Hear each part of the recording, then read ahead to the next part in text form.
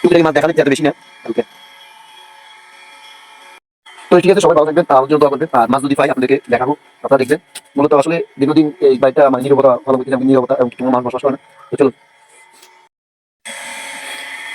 আমার বাড়ির পিছনে আমার একটা বাড়ি আছে।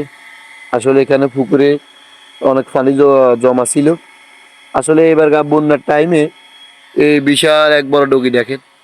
এই ডগির এই পানিগুলা সম্পূর্ণ এটার উপর দিয়ে গেছে আপনার খালের দিকে। আসলে মূলত আমরা আশা করছি এখানে মাশাআল্লাহ করে ভালো মাছ পাবো, কিন্তু এত বেশি মাছ দেখি না।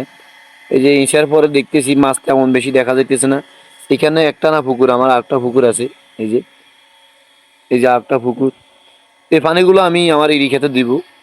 কারণ আমি মনে করছি আমার এই দুইটা পুকুরের মধ্যে মাছ পাবো, ভালো ভালো মাছ পাবো।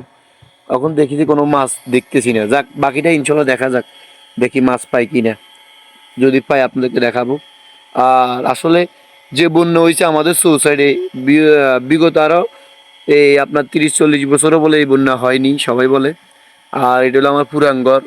ঘরটা কেউ থাকে না, না থাকার কারণে আপনার এই ঘরটা নষ্ট হয়ে যেতেছে। আসলে মানুষ যেখানে বসবাস করে সেখানে সব কিছুই যত্ন থাকে, এটা সবাই বলে। আর যেখানে মানুষ থাকে না সেখানে কোনো কিছু যত্ন থাকে না। আসলে এটা আমার পুরান ঘর।